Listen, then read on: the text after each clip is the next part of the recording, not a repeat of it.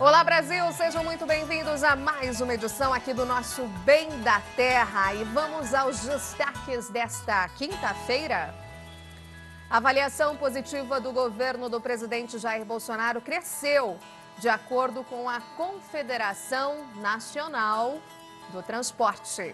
Ministra da Agricultura, Tereza Cristina, iniciou a agenda de compromissos na Índia. O primeiro encontro oficial foi uma reunião com a ministra de Processamento de Alimentos. Quem integra a missão na Índia é o diretor executivo da ABPA, Ricardo Santin. Aliás, hoje acontece o seminário Brasil-Índia por lá. Disputa comercial entre Estados Unidos e Europa marcou o segundo dia do Fórum Econômico Mundial em Davos, na Suíça. Nos Estados Unidos, a oposição a Trump começou a apresentar as acusações contra o presidente no julgamento do impeachment. Se depender do Ministério da Agricultura, o seguro rural em 2021 vai contar com R$1,5 bilhão de reais, acima do valor previsto para este ano. Confederação Nacional da Indústria afirmou que vê com preocupação o reajuste da tabela do frete rodoviário estabelecido pela Agência Nacional de Transportes Terrestres. 4 estados do Nordeste se reuniram na Assembleia Legislativa do Piauí para discutir a produção de grãos de forma sustentável. E temos uma notícia boa para os produtores de melão. É que nesta quarta-feira foi aprovado pela alfândega chinesa a compra de melão brasileiro. Produtores de soja de Mato Grosso já compraram até agora quase 34% dos insumos para a safra 2020-2021 de soja. E hoje é dia de falarmos de tecnologia e agronegócio. Vamos destacar como tem sido a transformação digital no setor. Programa de aceleração está à procura de empresas de tecnologia da América Latina com soluções para o agronegócio. Escola Técnica Estadual de Monte Aprazível, em parceria com a Faculdade de Tecnologia de Rio Preto, colocou em prática um projeto inédito. É o plantio de baunilha. Tudo isso e muito mais é a partir de agora.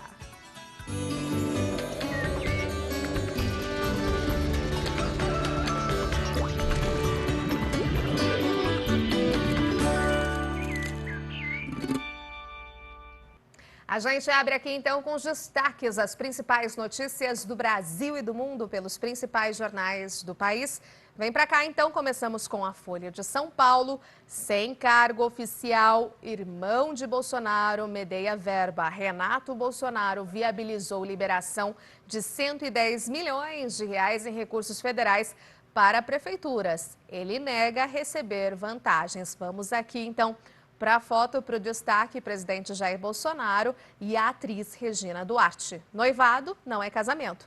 Em Brasília, Regina Duarte não anunciou que vai assumir a Secretaria Especial da Cultura. Edital divulgado no vídeo que levou à demissão de Roberto Alvim foi cancelado. Mais assuntos, notícias e destaques. Próximo jornal aqui no telão pra gente é o estado de São Paulo. E aqui tem essa notícia, né? Pelo menos 5 países detectam o coronavírus. O total de infectados pelo coronavírus na China é de cerca de 540, com 17 mortes. Também há casos, olha só, Estados Unidos, Tailândia, Japão, Coreia do Norte, Coreia do Sul, aliás. E no Brasil, o governo de Minas Gerais reportou uma possível infecção de brasileira que viajou à China, mas o Ministério da Saúde contestou o informe.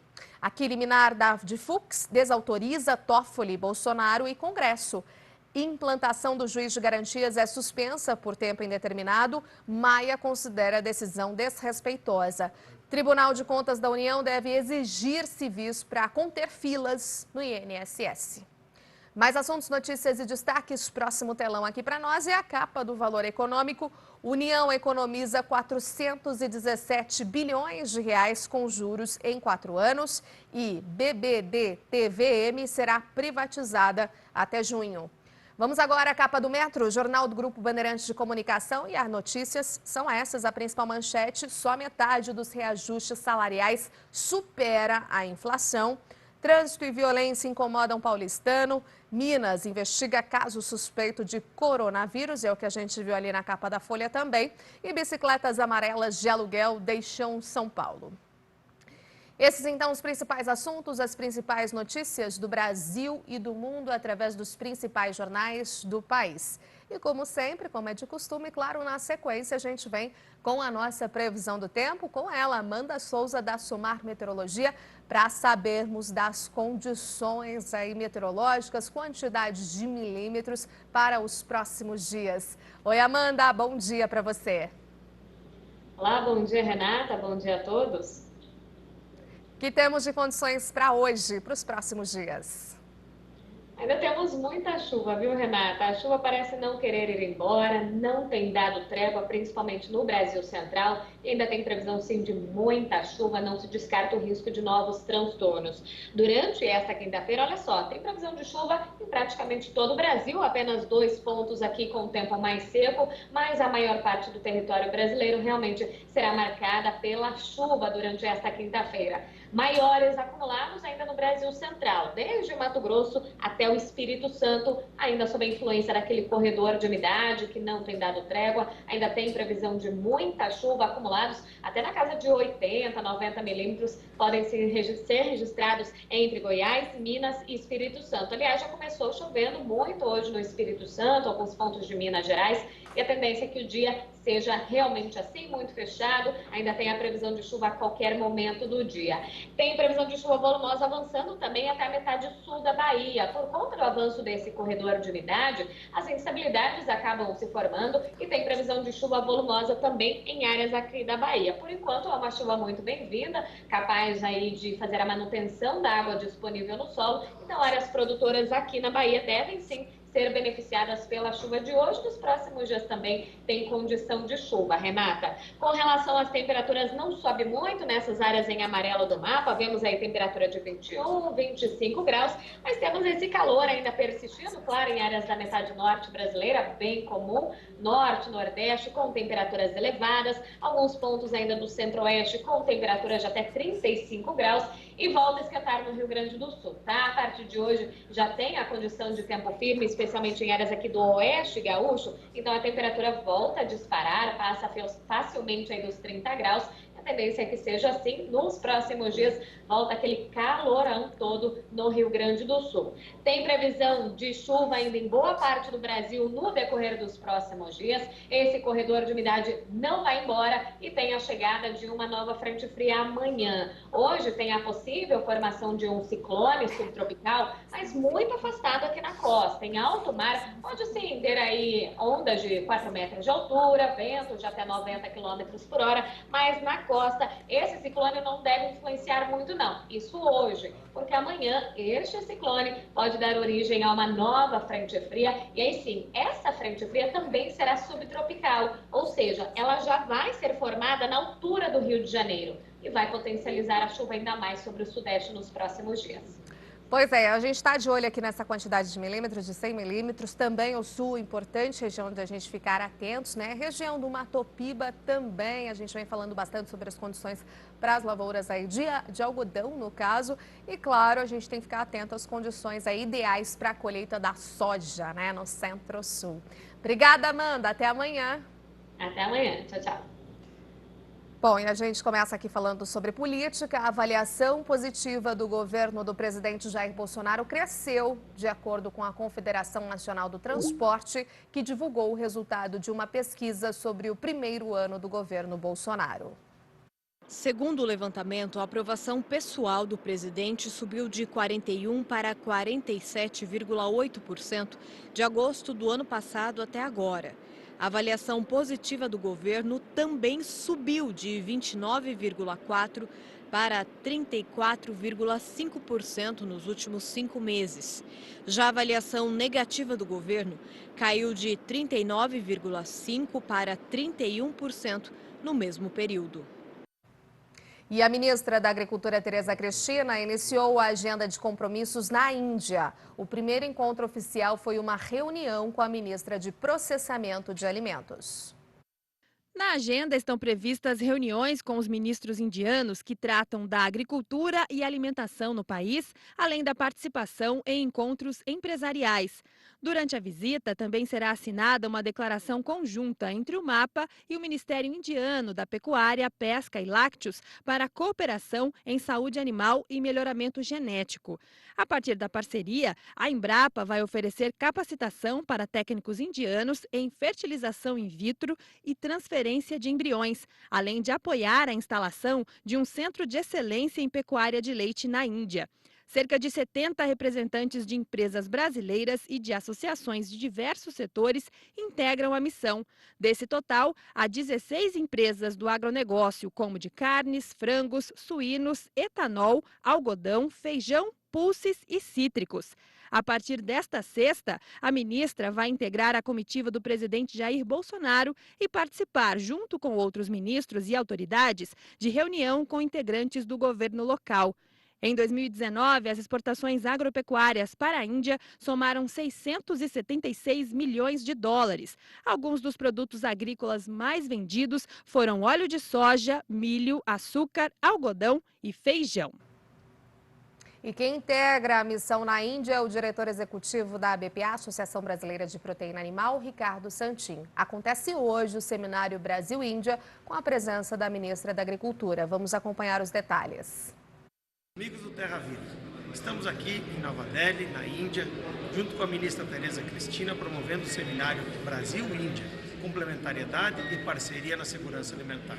Essa missão da ministra é preparatória à vinda do presidente Jair Bolsonaro, que será homenageado como presidente de honra no dia da independência da República Indiana.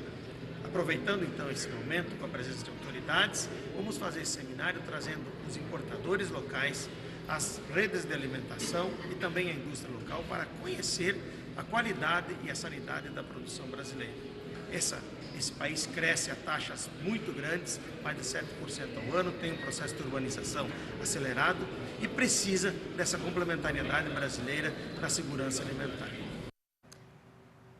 Bom, e a gente vai continuar acompanhando tudo o que acontece em relação à missão e principalmente o que diz respeito ao agronegócio. Eu acabei de falar com o pessoal da Associação Brasileira que faz toda a questão aí dos criadores de zebu. O presidente também está por lá e ficou de falar com a gente ou encaminhar um vídeo ou falar conosco amanhã, porque a gente sabe que a Índia é o berço aí das raças zebuínas, então essa transferência de genética vale e muito, né? E além disso, também estou em contato com a União das Indústrias aí do setor sucroenergético, porque o que eles querem fazer é aumentar por lá, estimular, fomentar a produção de etanol na Índia, visto que parte da sua cana-de-açúcar, quase que a totalidade, é voltada para a produção do açúcar e não do etanol. Então, por que a Única está presente por lá? Porque é importante estimular aí esse aumento do etanol à gasolina lá na Índia e com isso também melhorar aí os preços praticados no mercado internacional do açúcar. Outras notícias que a gente vai acompanhar, a gente passa então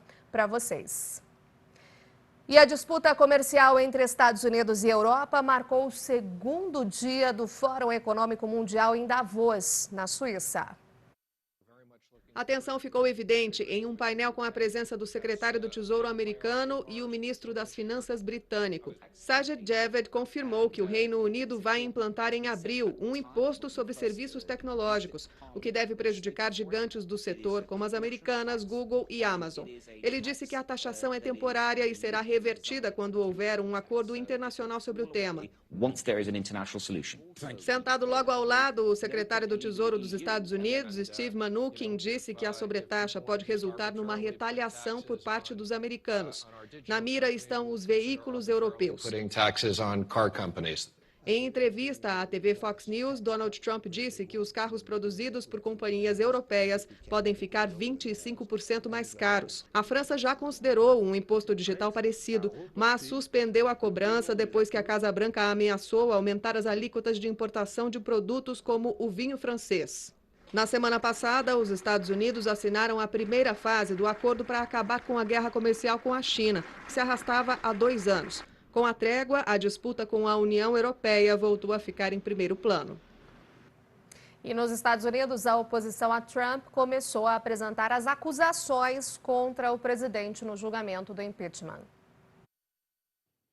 A equipe de 7 deputados do Partido Democrata, que desempenha o papel da acusação, terá 24 horas para expor os argumentos no Senado. O tempo será dividido em 3 dias. A equipe de Trump terá o mesmo tempo para se defender das acusações de abuso de poder e obstrução do Congresso. As regras do julgamento foram aprovadas de madrugada após 13 horas de debates acalorados. Senadores do Partido Republicano de Trump rejeitaram os pedidos dos democratas para convocar novas testemunhas. Antes de deixar Davos, onde participou do Fórum Econômico Mundial, Trump disse que um julgamento longo, com muitos depoimentos, poderia pôr em risco a segurança nacional dos Estados Unidos. Ele citou como exemplo o caso do ex-assessor de segurança nacional, John Bolton, que sabe o que o presidente pensa de líderes mundiais. Candidato à reeleição em novembro, Trump é acusado de pressionar a Ucrânia para investigar Joe Biden, seu possível rival nas eleições. Se depender do Ministério da Agricultura, o seguro rural em 2021 vai contar com R$1,5 bilhão de reais, acima do valor previsto para este ano, que já é o maior da história, orçado em R$1 bilhão de reais. De Brasília, a repórter Daniela Castro traz os detalhes. Para a equipe do Ministério da Agricultura, garantir mais recursos para que os produtores rurais tenham seguro agrícola é uma das prioridades. Por isso, a pasta comandada pela ministra Tereza Cristina já iniciou as negociações com a área econômica, a fim de que o orçamento do ano que vem contemple o valor de R$1,5 bilhão de reais para a subvenção do seguro. Lembrando que o orçamento deste ano, sancionado nesta semana pelo presidente Jair Bolsonaro, já é o maior da história, com R$1 bilhão de reais previstos para o seguro rural. Vamos ver como vão ser as negociações com o time do ministro Paulo Guedes.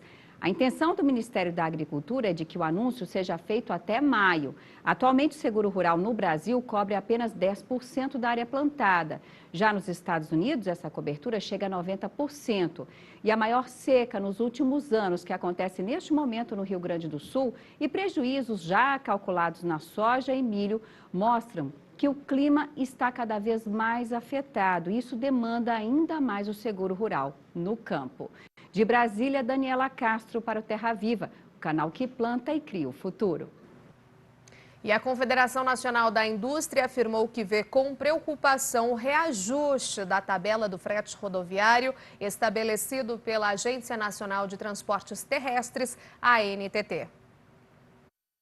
A nova tabela já está em vigor desde o dia 20 de janeiro e, dentre as mudanças, inclui gastos com refeição e hospedagem e corrige os valores de itens como pneu e manutenção. O piso do frete aumentou de 11% a 15%. Além disso, a nova tabela mantém a previsão de despesas com pedágio no valor do frete. Para a Confederação Nacional da Indústria, o novo tabelamento agrava distorções no transporte de carga e terá impacto direto nos preços dos produtos que chegam aos consumidores. 4 estados do Nordeste se reuniram na Assembleia Legislativa do Piauí para discutir a produção de grãos de forma sustentável. Representantes do estado do Piauí, Maranhão, Tocantins e Bahia debateram durante o dia de ontem na Assembleia Legislativa aqui do Piauí os caminhos para uma produção agrícola de maneira sustentável. Essa foi a principal pauta dessa região, de assuntos relacionados à região conhecida como Matopiba, que compreende a fronteira agrícola desses estados e já é responsável por grande parte da produção brasileira de grãos e fibras. O principal objetivo dessas discussões que é garantir que os estados que compõem o Matopiba trabalhem de maneira alinhada e com foco na sustentabilidade. Durante a reunião, foi assinado um termo de cooperação técnica entre todos os 4 estados e o protocolo de intenções para iniciar a elaboração de um projeto que será financiado pelo Banco Mundial no valor de R$15 milhões. E a Chapada dos Guimarães, em Mato Grosso, cedia hoje um encontro bastante importante de pecuaristas e representantes do setor, que debate temas como sanidade, nutrição, genética, manejo, gestão e mercado. É o Fronteiras Produtivas, que será transmitido ao vivo pelo canal Terra Viva a partir das 2 horas da tarde. para este evento que está sendo considerado um dos mais importantes da pecuária neste início do ano. E qual que foi a ideia, né, dos organizadores? Né? Foi reunir, né, representantes dessa cadeia produtiva da pecuária, né, representantes de cada setor, para poder debater esse tema tão importante, a pecuária que foi tão discutida em 2019, né, ajudou tanto aí o mercado brasileiro, né, com recordes em valores da arroba. Então a ideia foi justamente essa, reunir todos os representantes dessa cadeia para poder traçar novos objetivos. E a Escola Técnica Estadual de Monte Aprazível, em parceria com a Faculdade de Tecnologia de Rio Preto, colocou em prática um projeto inédito. É o plantio de baunilha. A instituição está otimista com a novidade. Rara e cultivada em baixa escala no país. Por isso, a baunilha é o grande desafio da escola agrícola. A especiaria, que tem origem no México, brota de orquídeas, que dão aroma e sabor que todos conhecem. Nós resolvemos testar para ver a viabilidade do cultivo da baunilha aqui na nossa região. O plantio das 44 mudas foi desenvolvido por meio de parceria das instituições públicas. De acordo com o engenheiro florestal, a iniciativa traz diversos benefícios. O pequeno produtor aqui da região que tem seringueira e ele não está muito contente com os rendimentos que essa seringueira está dando, ele pode incluir a baunilha num consórcio com a seringueira sem ter dano nenhum para a seringueira e obter os benefícios da baunilha.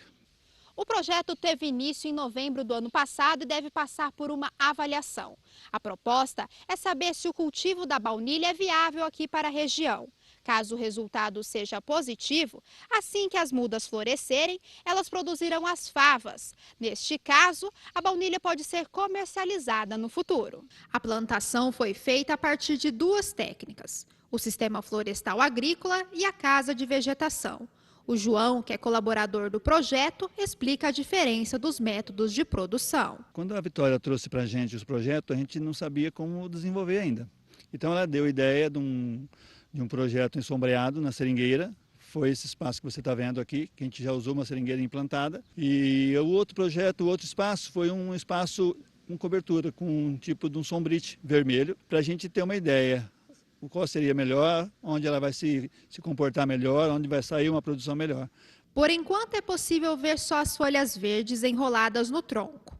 Segundo a engenheira agrônoma, a plantação demora cerca de 3 anos para produzir as primeiras flores. E a baunilha tem as mesmas condições do cacau. O cacau é clima quente e úmido, a baunilha é clima quente e úmido. Os dois precisam de sombreamento. Então, por que não testar a baunilha se o cacau está indo muito bem aqui, que é um trabalho que eles estão fazendo muito bem feito aqui na região, e o cacau está indo muito bem. Então, por que não a baunilha? Neste período de férias, vários colaboradores da escola ajudam a manter o plantio supervisionado. A dúvida é se o projeto dará certo. Ainda a gente não tem nada para falar a respeito disso, porque a gente também está começando. Nós estamos aprendendo com a implantação do projeto. Então, comigo, eu, a Vitória e a Donizete, a gente está andando junto com as plantas, certo? Como vai acontecer? A gente vai esperar. Quanto tempo vai demorar? A gente também não sabe. É um leque que está abrindo para futuro emprego.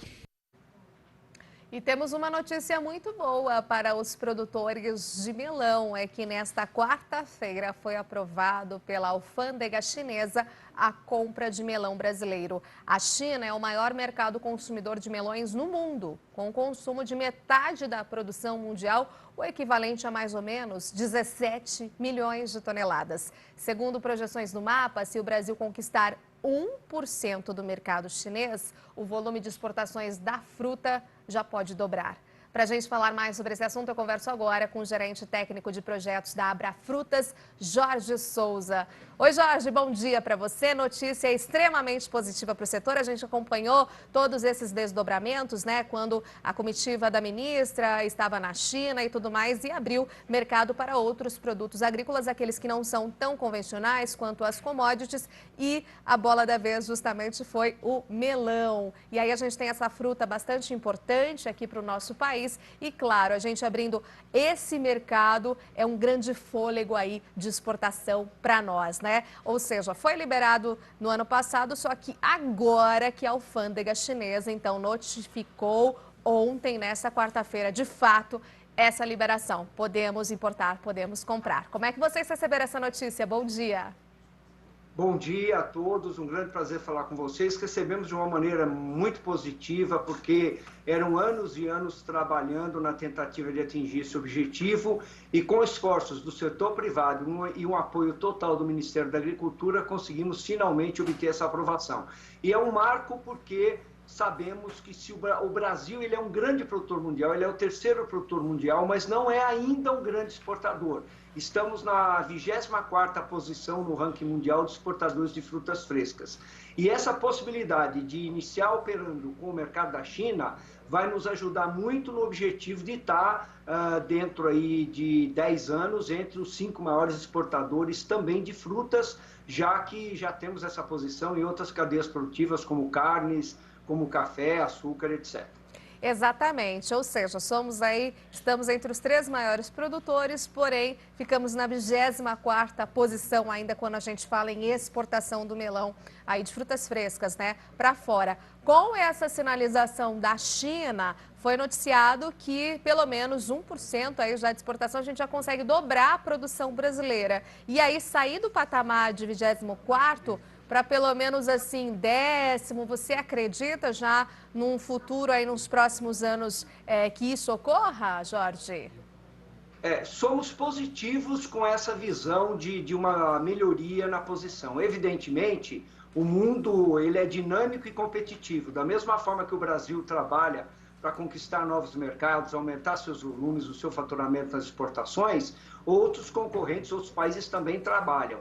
Mas acreditamos com certeza que temos todo o potencial para chegar numa posição muito melhor do que a que ocupamos hoje. E um outro fator importante que eu acho que vale a pena mencionar é que a fruticultura é uma atividade dentro do agronegócio que ela é geradora e distribuidora de renda. Nos polos de fruticultura, quando você mede o índice de desenvolvimento humano dessa região antes da fruticultura e após a fruticultura, fica evidente como existe um progresso não só econômico, mas social também. Então, nós temos esse objetivo de uma maneira muito clara, trabalhamos de maneira muito articulada, muito planejada para buscar essa melhor posição e somos otimistas. Com certeza nós vamos melhorar a nossa posição do ranking e o melão na China vai ajudar muito. Na verdade, a Ásia toda é o nosso objetivo, porque existe um contingente populacional muito grande na Ásia, são grandes consumidores, tem uma economia também pujante, ou seja, eles consomem, eles podem comprar, e nós vamos agora ter a nossa lição de casa com os desafios logísticos e tudo mais, mas assim com uma confiança muito grande que seremos bem-sucedidos. Nós imaginamos isso também com toda certeza e a minha pergunta agora é a seguinte: como é que os produtores de melão e a indústria, né, têm se preparado então para atender todos esses novos mercados, né? É um processo que já vem ocorrendo também nos últimos tempos? Com certeza, a Abrafrutas, através da sua articulação, representando aí mais de 80% dos produtores, exportadores de frutas do Brasil, procura, em parceria com várias organizações, o Ministério da Agricultura, com o apoio da Apex Brasil, através de um projeto setorial, procura sempre trabalhar no sentido de criar condições, trazer informações, fazer o que nós chamamos de inteligência competitiva, no sentido de preparar os produtores para atender esses mercados. Acredite, não é uma tarefa muito simples, são outras culturas, são outras maneiras de fazer negócio e com certeza o produtor brasileiro, quando chegamos nesse ponto de ter o mercado aberto, ou seja, podemos negociar livremente, é importante que a gente esteja preparado para negociar. E acho que a China é um grande exemplo. A maneira como se faz negócio na China não é a mesma maneira que se faz negócio, por exemplo, com a União Europeia, que é hoje o principal destino das nossas frutas, representa aí 60% de todas as exportações do Brasil. E esse trabalho de preparo, de educação, visitando o país que é alvo, tentando entender a sua cultura, tentando entender a melhor maneira de se fazer negócio num panorama ganha-ganha, ele é fundamental e a Abrafrutas tem se responsabilizado por isso e acredito que estamos caminhando bem. Maravilha. Para a gente fechar aqui, eu achei bastante interessante, né, sobre o IDH de um município, de uma região, de uma cidade, antes da atividade da fruticultura e após ela também, que muda-se muito, né? Então, gostaria de saber quanto que a fruticultura, se vocês têm esses dados, né, ela movimenta e gera de empregos diretos e indiretos aqui para o nosso país, e com notícias como essa, quanto que ainda pode crescer, incrementar? Muito bem. A fruticultura, se você pegar todas as cadeias produzidas do agro, em todos os seus elos de produção, ou seja, antes da porteira, dentro da porteira e depois da porteira, a fruticultura representa 16% de toda a mão de obra do agro. Quer dizer, isso é muito significativo. Temos um dado interessante que obtivemos através de um estudo que fizemos em parceria com a Universidade Federal de Lavras, que mostra o seguinte: se você pegar, por exemplo, Petrolina e Juazeiro, que hoje são polos de fruticultura, medindo o IDH dessas regiões antes dos polos serem instalados e após os polos estarem operando, o incremento foi de 70%. Então, é muito significativo. Você nota claramente nesses polos o dinamismo da economia, ou seja, como existe renda, existe também consumo. Então, todos os setores da economia entram num ciclo virtuoso de progresso, de crescimento. E eu fico à disposição de vocês em outras oportunidades para dar até dados mais detalhados sobre isso. Né? Maravilha. Então, muito importante essa atividade frutícola no Brasil. Nós imaginamos que sim, com toda certeza. Eu estive faz muito tempo já em Petrolina e pude acompanhar o trabalho que o pessoal lá, os produtores e indústrias realizam para a exportação de uva, de manga, e é um trabalho realmente que deixa a gente assim de queixo caído, porque é muito profissional, e com essas notícias a gente imagina que todo o setor se mobilize ainda mais, né, para mostrar o que o Brasil sabe fazer de melhor, que é o nosso agronegócio. Muito obrigada, excelente dia para você, até uma próxima. Um bom dia a todos e ótimos negócios dentro do agro. Maravilha. Bom, depois das principais notícias do setor, vamos aqui ao fechamento do mercado, das nossas cotações. E claro, a gente começa com a principal commodity brasileira, e eu estou falando da soja. A soja aqui, então, nós temos bastante variação e tivemos quedas ali expressivas. Vou pegar as principais. Temos ali a queda de 4,1% para a Praça de Sorriso, Mato Grosso, fechando a saca a R$ 70. Temos queda de 3,7% para Rondonópolis, Mato Grosso, Centro-Oeste, também fechando a saca a R$ 78. E temos mais queda de 3,1% para Barreiras, na Bahia, fechando a saca a R$ 78,50. Próxima tela, próximo fechamento do mercado é o milho, né? Milho que já vem aí, segunda safra na sequência da colheita da soja. Temos aqui, então, esse panorama e estabilidade, uma baixa e uma alta. Vamos começar pela alta de 1,3% para o Porto de Paranaguá, fechando a R$ 40,50, e a queda de 1% para Uberlândia, Triângulo Mineiro, a R$ 47,50. Depois vem ele, o café. Vamos saber então das cotações dessa cultura para vocês aqui no mercado físico, e temos ali estabilidade, baixa e alta. Café do Sul de Minas, R$ 480, estabilidade. Cerrado Mineiro, 485, queda de 1%. Zona da Mata, 350, estabilidade. Conilon, R$ 300, alta de 1,7%. E Bebida Dura, 470, estabilidade também. Vamos à pecuária, todo mundo de olho na arroba. Inclusive, estava lendo um artigo, uma reportagem ontem, né, que agora é o mercado interno. Todo mundo quer atingir o mercado interno depois do ajuste de mercado em relação ao que aconteceu com a demanda chinesa, que deu uma arrefecida de fato, né? Vem para cá, então, e o que nós temos no mercado do boi gordo são quedas, e as mesmas quedas ali de 1,1%. Praça de Campo Grande, capital sul-mato-grossense, 180 arroba, 173 arroba para Marabá, no Pará, e 183 lá na região sul de Goiás, fechando a arroba neste valor, com queda de 1,1%. Mas a gente tem ali a arroba mais alta valendo na Praça de Araçatuba, interior de São Paulo, que a gente sempre vem acompanhando e comentando por aqui, abaixo dos R$ 200, mas que ficou durante um bom tempo, com R$ 203, R$ 204, R$ 205 e agora R$ 190, a mais alta aqui que a gente observa. Vamos agora, então, para o mercado futuro das principais commodities. Soja e milho, vem para cá e temos aí o mercado respondendo por enquanto em queda, né? Contratos para março de 2029, dólares e 11 centes o bushel, 2,75 para menos. Maio de 2029, dólares e 24 centes o bushel, 3 para baixo. Julho de 2029, dólares e 38 centes o bushel, 3 para baixo também. E agosto de 2029, dólares e 42 centes, 3,5 para baixo. E o milho, hein? Como é que responde aí aos contratos futuros? Vem para cá e o que temos, então, o comparativo ao contrário da soja em elevação, pequena elevação. Março de 2023, dólares e 89 centes o bushel, meio para cima. Maio de 2023, dólares e 94 centes o bushel, também a variação igual. Julho de 2023, dólares e 99 centes o bushel, mesma variação. Setembro de 2023, dólares e 98 centes o bushel, 0,25 para mais. Vamos agora, então, ao fechamento do dólar e do Ibovespa. Vem para cá e temos o dólar que fechou em queda a R$ 4,18. Mesmo assim, segundo os analistas, nesses patamares aí acima do que estava sendo previsto, justamente acima dos R$ 4,00. E o Ibovespa em alta de 1,2%, fechando a 118.391 pontos. Depois das principais notícias do setor e fechamento do mercado, agora a gente vai para um rápido intervalo e daqui a pouquinho tem tecnologia e agro, novidade para o setor canavieiro. Essa entrevista daqui a pouquinho, depois do intervalo.